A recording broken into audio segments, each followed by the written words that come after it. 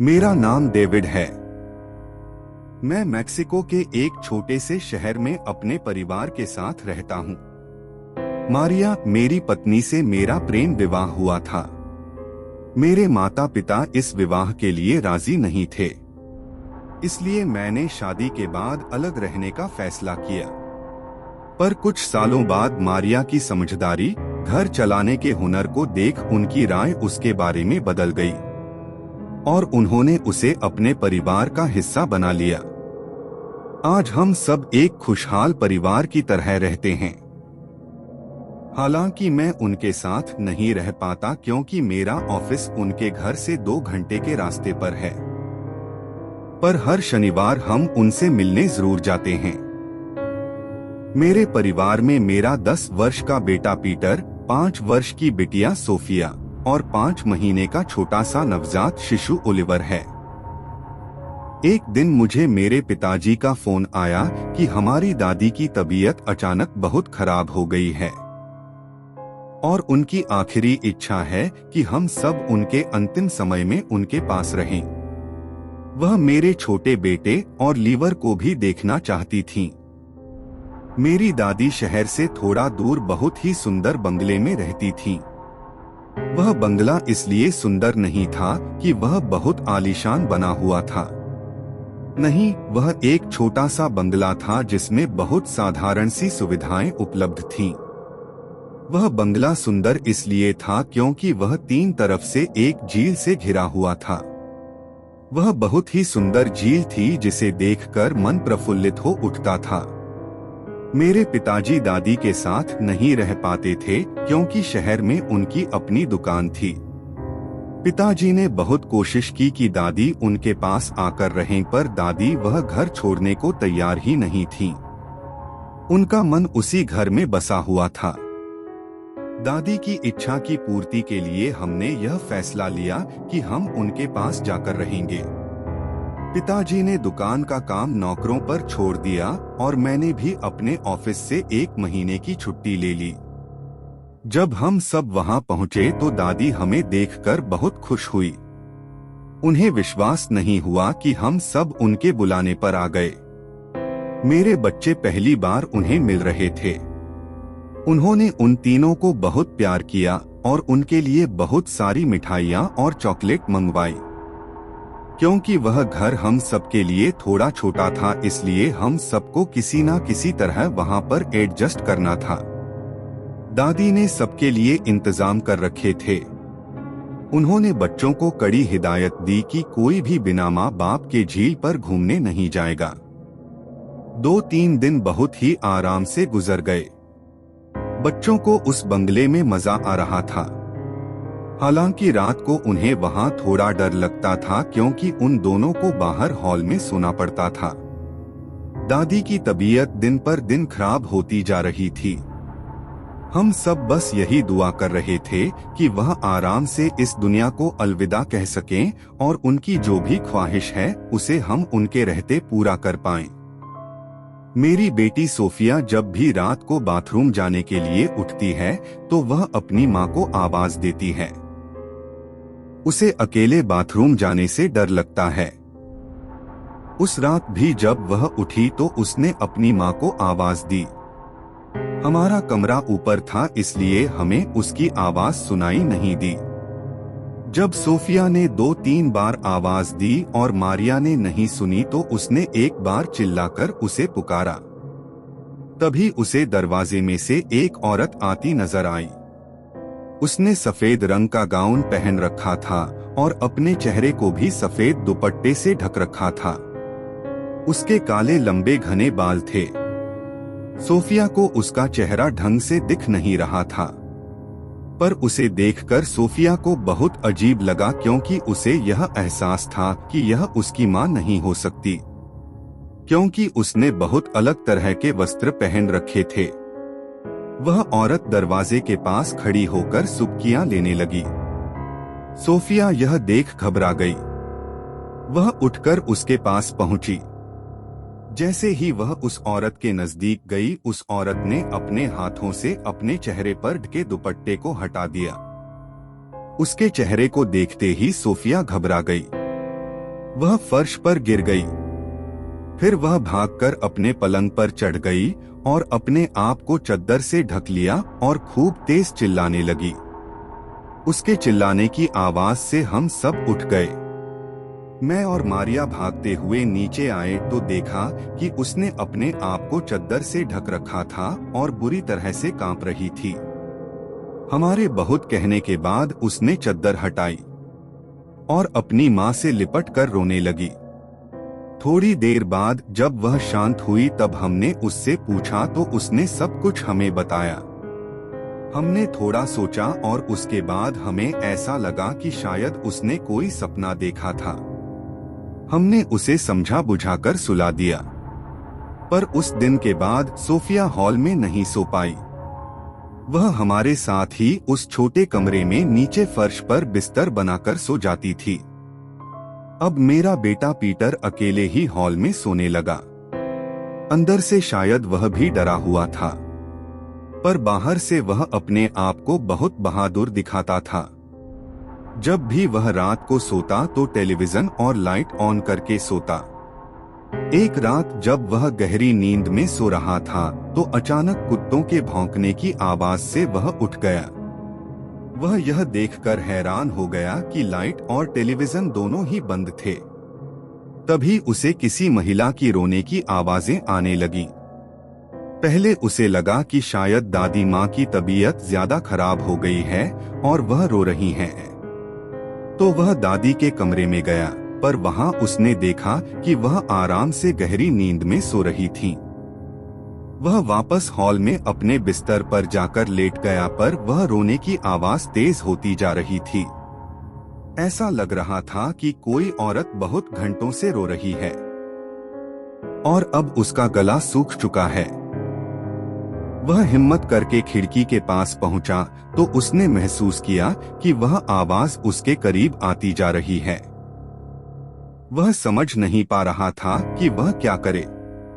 एक तरफ वह अंदर ही अंदर डर रहा था, डर के मारे कांप रहा था, और दूसरी तरफ वह अपनी बहादुर लड़के की छवि को खराब नहीं करना चाहता था। वह नहीं चाहता था कि कोई भी उसे डरपोक बुलाए। उसने सोचा कि उसे खिड़की से बाहर झांक कर देखना चाहिए, शायद कोई महिला सच में तकलीफ में हो।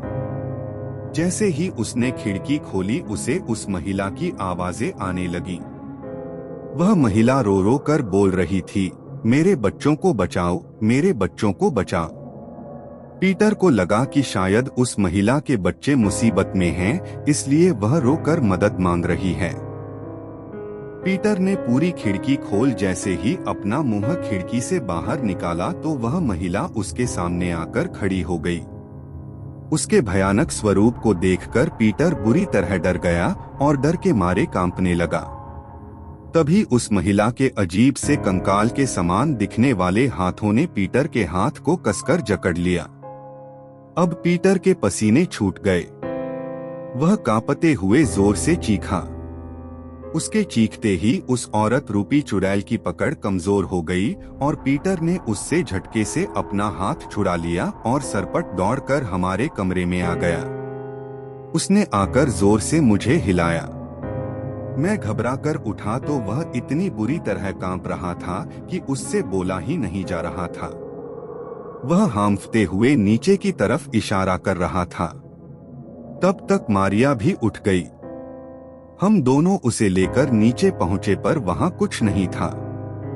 पीटर अब थोड़ा डरा डरा सा रहने लगा। वह अकेले कहीं भी घर में जाने से डरता था। बच्चों की ऐसी हालत देख मैं और मारिया थोड़ा परेशान हो गए। हमने अपने माता पिता को सब कुछ बताया। मेरे माता पिता भी थोड़ा परेशान हुए, पर हम यह बात दादी को नहीं बता सकते थे। उनके इस अंतिम समय में हम सब उन्हें छोड़कर नहीं जा सकते थे। इसलिए हमने फैसला किया कि अब सब बच्चे हमारे ही कमरे में सोएंगे। एक दिन मेरी पत्नी मारिया ने हमारे बेटे ओलिवर को पालने में खिड़की के पास लेटा रखा था। वह कमरे में कुछ काम कर रही थी। मैं नीचे हॉल में कुछ काम कर रहा था कि अचानक मुझे किसी महिला के रोने की आवाज सुनाई पड़ी। मैं उठकर किचन की तरफ गया तो वह आवाज और तेज हो गई। मैंने मारिया को आवाज लगाई। मारिया दौड़कर मेरे पास आई। मैंने उसे वह आवाज सुनने को कहा। उसने जब ध्यान से सुना तो उसे भी किसी महिला के रोने की आवाजें आ रही थी, पर अब वह आवाज हमसे दूर होती प्रतीत हो रही थी और धीरे धीरे वह आवाज आनी बंद हो गई। तभी अचानक हमें अपने छोटे बेटे और ओलिवर के बहुत तेज रोने की आवाजें सुनाई दी। हम बेसुध हो उस तरफ भागे। जैसे ही हमने कमरे का दरवाजा खोला तो सामने का दृश्य देख हमारा कलेजा मुंह को आ गया। हमारे बेटे के पालने के नजदीक एक परछाई दिखाई पड़ी। उस परछाई ने सफेद रंग का गाउन पहन रखा था और उसका चेहरा भी सफेद रंग के दुपट्टे से थका हुआ था।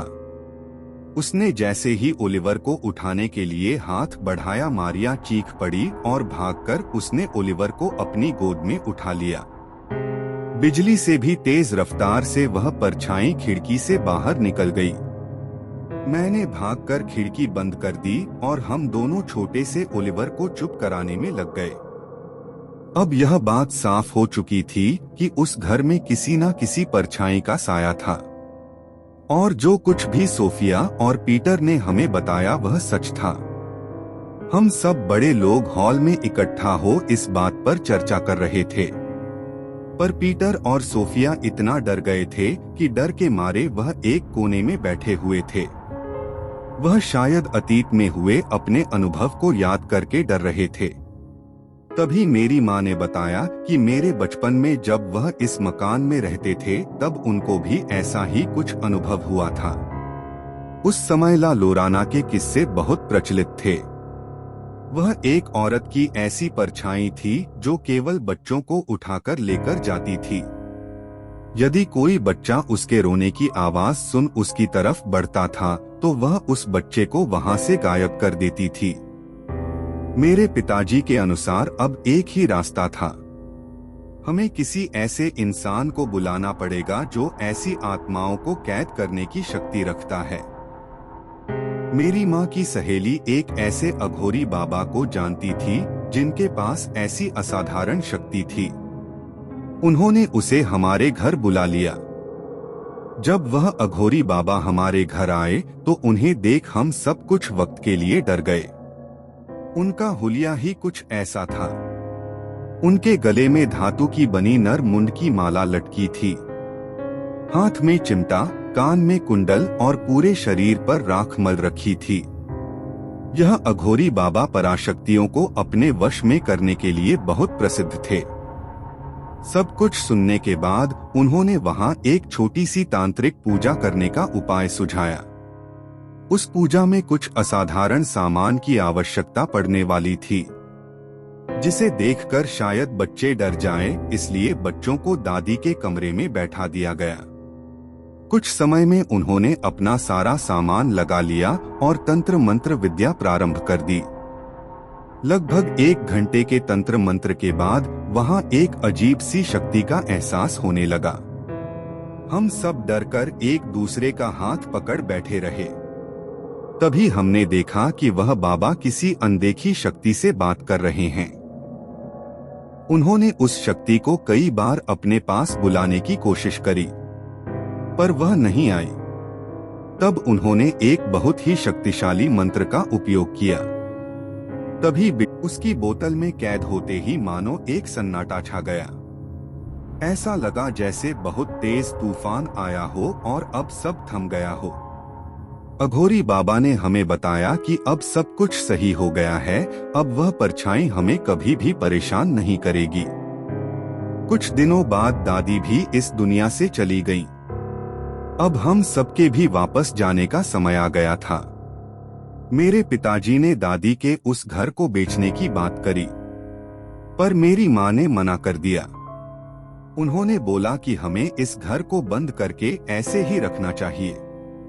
भले ही उस बाबा ने उस परछाई को बोतल में कैद कर लिया था, पर इस घर को किसी और को बेचकर हम किसी और को परेशानी में क्यों डालें।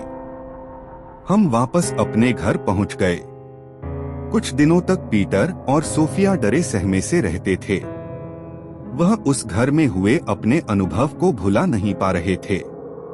पर जैसे कहते हैं कि वक्त सब कुछ भुला देता है, सारे स्खम भर देता है, ऐसे ही धीरे धीरे वक्त के साथ वह भी सब कुछ भूल गए और सब कुछ पहले की तरह सही हो गया।